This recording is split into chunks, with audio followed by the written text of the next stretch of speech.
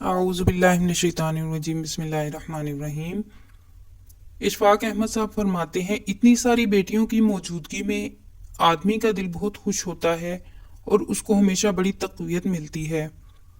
असल में बात यह है कि बेटा मतलूब होता है और बेटी लाडली होती है।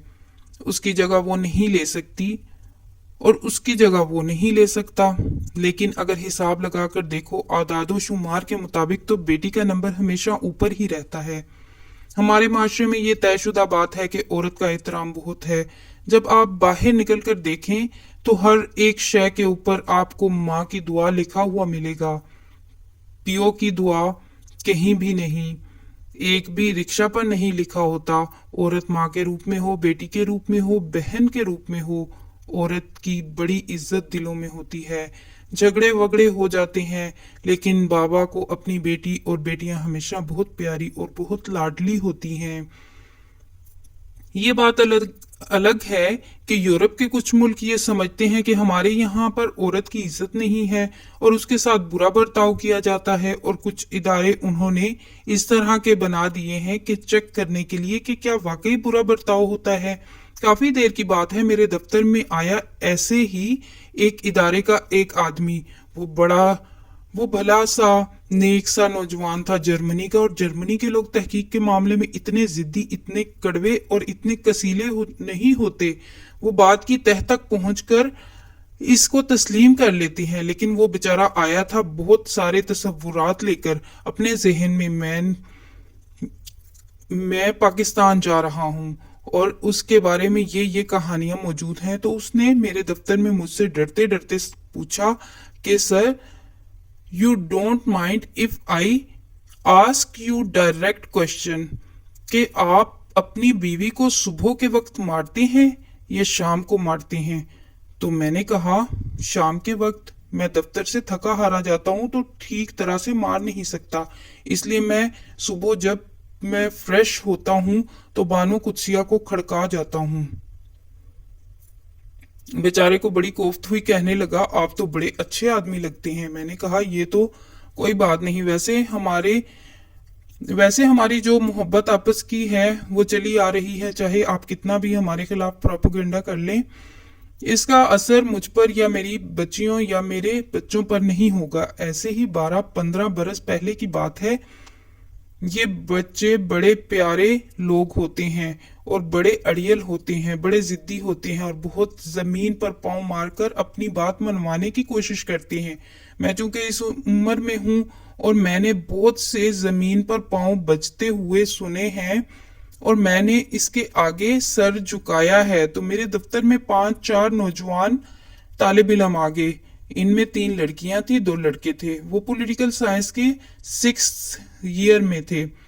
उसे आप क्या कहते हैं, सेकेंड पार्ट के स्टूडेंट थे। इनमें से एक लड़की थी, उसका नाम कुलसूम था, एक का नाम यास्मीन और एक का मुझे याद नहीं, उसे बबली बबली कहकर पुकारते थे। तो वो कुछ ज्यादा बोली नहीं। और 2 लड़के थे, नौजवान, बड़े अच्छे थे, प्यारे खुश शक्ल। कुलसूम इनकी लीडर थी और उसके चेहरे के ऊपर कुछ निशान थे, लड़ाई झगड़े के धब्बे। जब ये लोग मेरे दफ्तर में आए तो कुलसूम आते ही धम से सोफे पर बैठ गई और कहने लगी, अंकल, हमने देखा है आपका माशरा और हमने देखा है आपका मजहब, और सब लोग जो हैं बड़े चालाक और बेईमान और सख्त होते हैं। हम लड़ाई करके आए हैं। मैंने कहा, क्या हो गया? उसने कहा, मेरा नाम ये है और मेरे साथ मेरे क्लास फेलो, उनका नाम ये और इनका नाम ये है।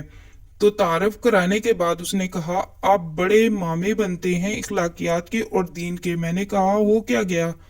कहने लगी, हम सिपहनों यानी खवातीन सिपाहियों की जो फीमेल होती हैं, खवातीन पुलिस एहलकार से लड़के आए हैं।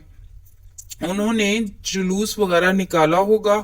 आगे सिपहने होती हैं, खवातीन पुलिस एहलकार जो होती हैं बेचारी अच्छी होती हैं। उनको हुक्म जो होता है, उनको रोको तो उनकी मिड भीड़ हो गई। हमारे लाहौर में एक जगह है जहां ये टीवी वगैरह बहुत बिकते हैं, हॉल रोड, उसके ऊपर झगड़ा था। मैंने कहा झगड़ा किस बात पर हो गया? तो उसने कहा जी ये क्या कानून बनाया है आपने लोगों से ख्वाह मख्वाह कहा कि हमारे हुकूक आधे हैं मर्दों के पूरे।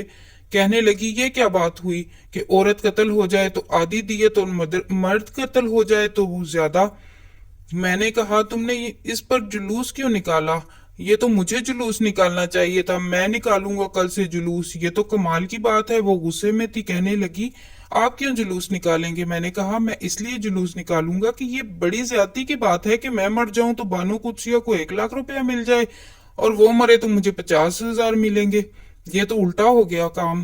कहने लगी हाँ हम तो फिर जुलूस निकाल के आए हैं। मैंने कहा मैंने तो ये उल्टा जुलूस निकाल दिया तुम्हारा।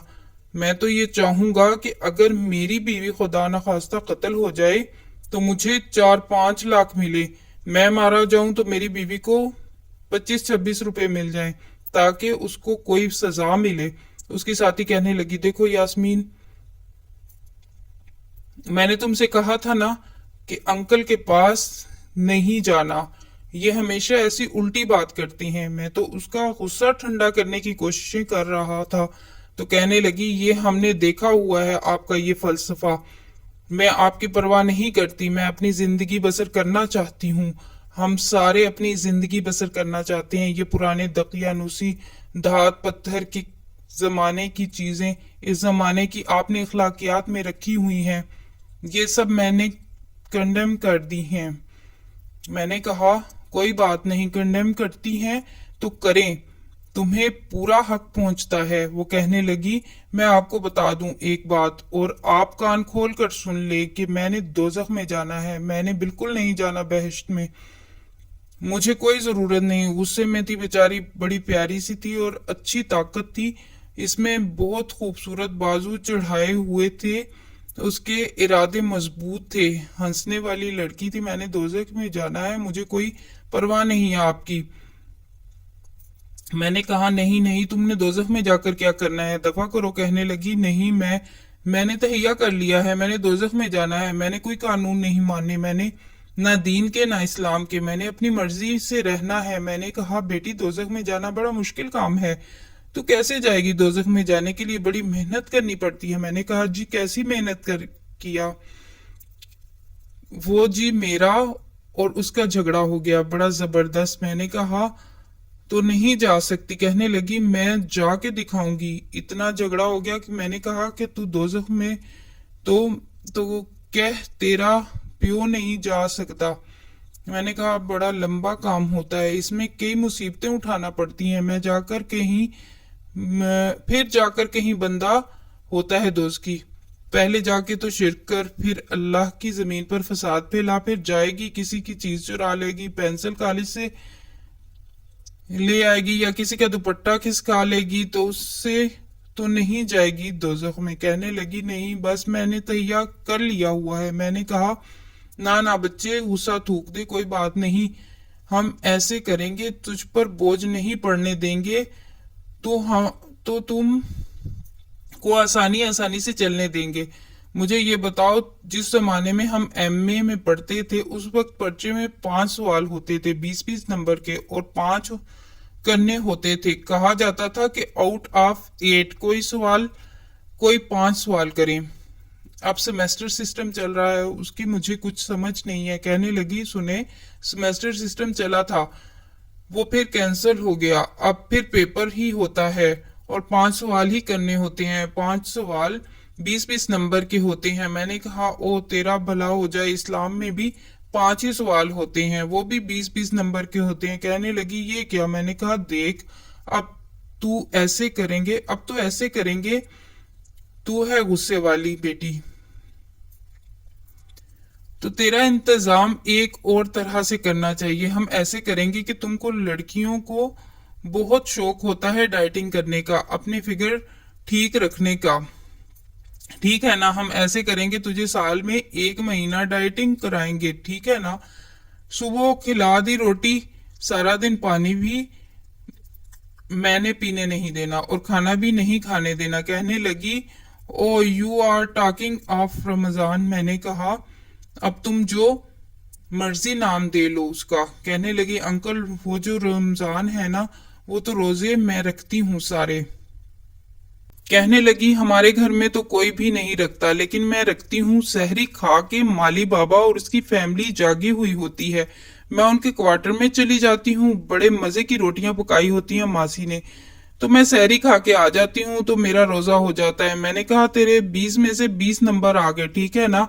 मैंने कहा तुम जैसी लड़कियों को बड़ा शौक होता है सैरो तफरी का, बहुत मरती हैं, ऐसी तस्वीरें देखती हैं, कैलेंडर देखती हैं, कहती हैं हाय हाय मलेशिया जाएंगे, ये अमेरिका का साहिल है, ये देखो ये डिज्नीलैंड है, इस जगह जाना चाहिए, शौक होता है। मैं ऐसा बंदोबस्त करूंगा, मैं हूं तो गरीब आदमी, लेकिन मैं तुम्हें पासपोर्ट बनवा के दूंगा और मैं तुम्हें मुल्क से बाहर भेजूंगा और तुम्हें बड़ा शानदार नजारा मिलेगा जो तुम्हें दुनिया में कहीं और नहीं नजर आएगा। कहने लगी कैसी जगह। मैंने कहा ऐसी जगह जहां आदमियों का बड़ा हुजूम होगा, इतना बड़ा हुजूम दुनिया में कहीं नहीं होता। वो कहने लगी आप हज के बारे में बात कर रही हैं। मैंने कहा हाँ। कहने लगी अंकल वो तो मुझे शौक है देखने का, क्योंकि दुनिया में सबसे बड़ा हुजूम। वो कहने लगी आप मुझे ना दें पासपोर्ट और ना दें टिकट, वो तो मैं इंशाल्लाह खुद जाऊंगी, वो मेरा पक्का तहिया है, वो तो मैंने तय किया हुआ है, लेकिन मैं आपके इस्लाम वगैरह को नहीं मानती। गुस्से में थी ना, तो बार बार ऐसे कहती थी। मैंने कहा चलो 20 नंबर तेरे ये हो गए,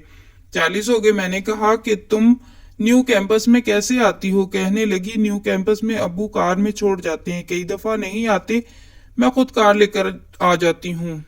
अगर दोनों में से कोई सूरत हाल ना हो तो डैडी मुझे 10 रुपए देते हैं। मैं ये 1984 1983 की बात कर रहा हूँ, तो इस जमाने में 1.5 रुपया आने जाने में लगता था, हमारी बस होती थी। मैंने कहा अगर मैं तुझे कहूँ ये जो तुझे 10 रुपए मिलते हैं इनमें से थोड़े से पैसे अठन्नी इन इससे भी कम या ये एक तरफ रख के पुट बाय करके एक तरफ रख दे तो दे दिया कर किसी गरीब को। तो कहने लगी आप मुझे फंसा रहे हैं। मैंने कहा मैं आपको कहाँ फंसा रहा हूँ।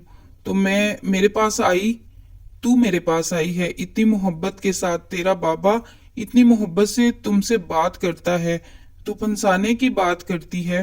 कहने लगी आप मुझे ज़कात में फंसाना चाह रहे हैं, जैसे अंकल आप 2.5% कहते हो।